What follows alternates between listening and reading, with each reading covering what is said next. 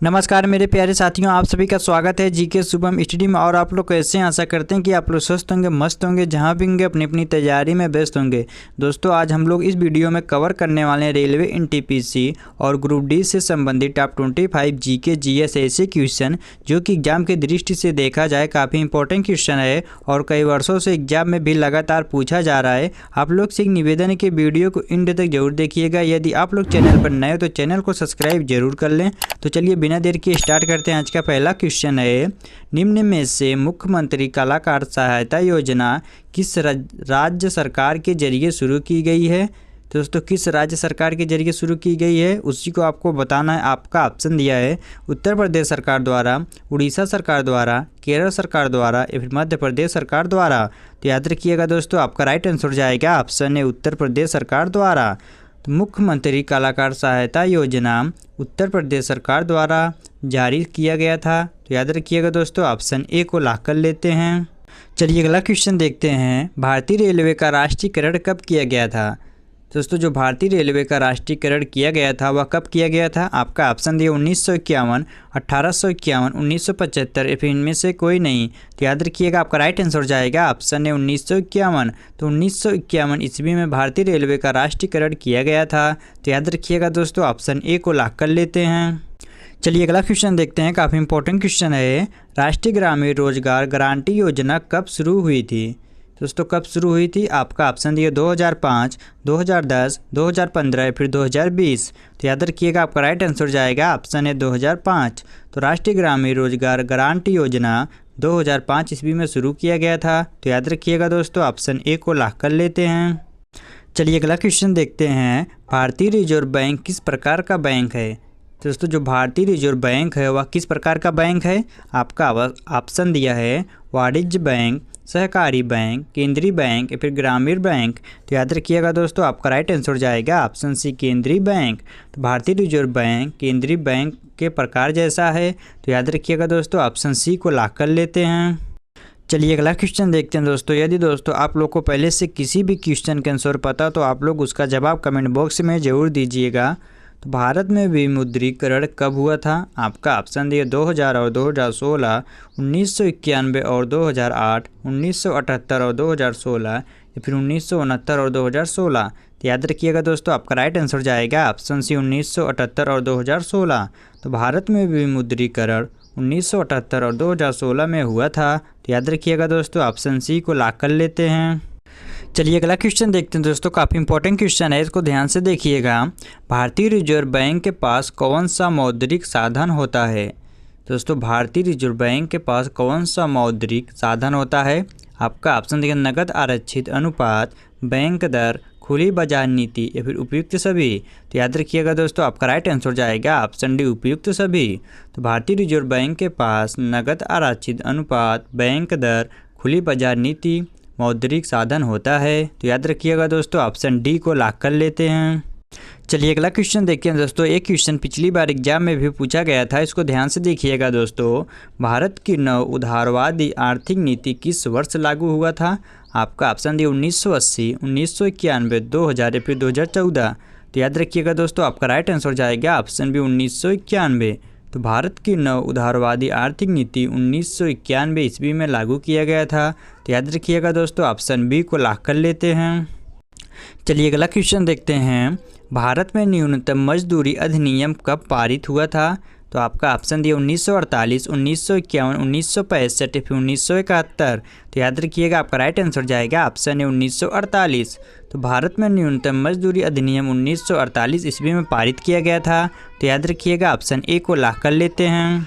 चलिए अगला क्वेश्चन देखते हैं दोस्तों। आप लोग जितना भी क्वेश्चन को देख रहे हैं आपके लिए काफ़ी एग्जाम में हेल्पफुल रहने वाला, तो आप लोग काफ़ी ध्यान से देखिएगा दोस्तों। सकल राष्ट्रीय उत्पाद की गणना में क्या शामिल किया जाता है? तो आपका ऑप्शन ये देश में कुल वस्तु और सेवाओं का उत्पादन, विदेशी कंपनियों की भारत में आय, भारतीय नागरिकों की विदेश में आय या फिर केवल ए और सी। तो याद रखिएगा, आपका राइट आंसर जाएगा ऑप्शन डी केवल ए और सी। तो सकल राष्ट्रीय उत्पाद की गणना में देश में कुल वस्तु और सेवाओं का उत्पाद या भारतीय नागरिकों को विदेश में आय शामिल किया जाता है? तो याद रखिएगा दोस्तों, ऑप्शन डी को लॉक कर लेते हैं। चलिए अगला क्वेश्चन देखते हैं दोस्तों। यदि दोस्तों आप लोग अभी तक चैनल को सब्सक्राइब और लाइक नहीं किए तो चैनल को सब्सक्राइब और लाइक जरूर कर लीजिएगा। तो भारत में आयकर अधिनियम किस वर्ष लागू किया गया था? तो दोस्तों किस वर्ष लागू किया गया था भारत में आयकर? तो आपका ऑप्शन दिया 1951, 1961, 1975, 1986। तो याद रखिएगा आपका राइट आंसर जाएगा ऑप्शन बी 1961। तो 1961 ईस्वी में भारत में आयकर अधिनियम लागू किया गया था। तो याद रखिएगा ऑप्शन बी को लॉक कर लेते हैं। चलिए अगला क्वेश्चन देखते हैं दोस्तों, काफ़ी इंपॉर्टेंट क्वेश्चन है। मुद्रास्फीति को कम करने के लिए सरकार क्या कर सकती है? तो आपका ऑप्शन दिया मौद्रिक नीति को कठोर बनाना, कर बढ़ाना, सरकारी कर्ज कम करना या फिर उपयुक्त सभी। तो याद रखिएगा दोस्तों आपका राइट आंसर जाएगा ऑप्शन डी उपयुक्त सभी। तो मुद्रास्फीति को कम करने के लिए सरकार मौद्रिक नीति को कठोर बनाना, कर बढ़ाना, सरकारी कर्ज कम करना। तो याद रखिएगा दोस्तों ऑप्शन डी को लॉक कर लेते हैं। चलिए अगला क्वेश्चन देखते हैं। भारत में सबसे बड़ा निर्यात क्षेत्र कौन सा है? दोस्तों भारत में सबसे बड़ा निर्यात क्षेत्र कौन सा है? आपका ऑप्शन दिए सूचना प्रौद्योगिकी, कृषि, ऑटोमोबाइल या फिर कपड़ा उद्योग। तो याद रखिएगा आपका राइट आंसर जाएगा ऑप्शन है सूचना प्रौद्योगिकी। तो भारत में सबसे बड़ा निर्यात क्षेत्र सूचना प्रौद्योगिकी है। तो याद रखिएगा ऑप्शन ए को लॉक कर लेते हैं। चलिए अगला क्वेश्चन देखते हैं। राष्ट्रीय आय का सबसे बड़ा स्रोत क्या है? तो दोस्तों कमेंट बॉक्स में इसका जवाब बताइए आप लोग। राष्ट्रीय आय का सबसे बड़ा स्रोत क्या है? तो आपका ऑप्शन दिए कृषि, उद्योग, सेवा क्षेत्र या फिर निर्यात। तो याद रखिएगा आपका राइट आंसर जाएगा ऑप्शन सी सेवा क्षेत्र। तो राष्ट्रीय आय का सबसे बड़ा स्रोत सेवा क्षेत्र ही है। तो याद रखिएगा दोस्तों ऑप्शन सी को लॉक कर लेते हैं। चलिए अगला क्वेश्चन देखते हैं। बजट घाटा 14 का मुख्य कारण क्या है? तो आपका ऑप्शन दिए सरकारी व्यय की अधिकता, सरकारी राजस्व में कमी, कर नीति की असफलता या फिर उपयुक्त सभी। तो याद रखिएगा दोस्तों आपका राइट आंसर जाएगा ऑप्शन डी उपयुक्त सभी। तो बजट घाटा 14 का मुख्य कारण सरकारी व्यय की अधिकता, सरकारी राजस्व में कमी, कर नीति की असफलता। तो याद रखिएगा दोस्तों ऑप्शन डी को लॉक कर लेते हैं। चलिए अगला क्वेश्चन देखते हैं, काफ़ी इंपॉर्टेंट क्वेश्चन है। गरीबी हटाओ नारा किस पंचवर्षीय योजना से संबंधित है? दोस्तों गरीबी हटाओ का नारा किस पंचवर्षीय योजना से संबंधित है? आपका ऑप्शन दिए तीसरी, चौथी, पाँचवीं या फिर छठी। तो याद रखिएगा आपका राइट आंसर जाएगा ऑप्शन सी पाँचवीं। तो गरीबी हटाओ नारा पाँचवीं पंचवर्षीय योजना से संबंधित है। तो याद रखिएगा दोस्तों ऑप्शन सी को लॉक कर लेते हैं। चलिए अगला क्वेश्चन देखते हैं दोस्तों, काफ़ी इंपॉर्टेंट क्वेश्चन है, इसको ध्यान से देखिएगा दोस्तों, इस बार एग्जाम में पूछा भी जा सकता है। तो भारत में राष्ट्रीय भुगतान निगम का मुख्य कार्य क्या है? तो आपका ऑप्शन ये बैंकिंग लेन देन को सुगम बनाना, भारतीय मुद्रा छापना, वित्तीय सेवाओं का नियंत्रण या फिर आयकर संग्रह। तो याद रखिएगा आपका राइट आंसर जाएगा ऑप्शन है बैंकिंग लेन देन को सुगम बनाना। तो भारत में राष्ट्रीय भुगतान निगम का मुख्य कार्य बैंकिंग लेन देन को सुगम बनाना है। तो याद रखिएगा ऑप्शन ए को लॉक कर लेते हैं।